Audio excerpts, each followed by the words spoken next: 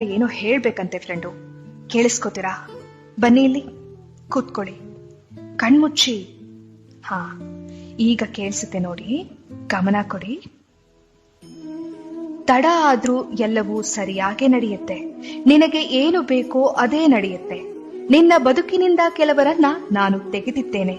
ಅವರಿಗೆ ನಿನ್ನನ್ನು ಪಡೆಯುವ ಅರ್ಹತೆ ಇರಲಿಲ್ಲ.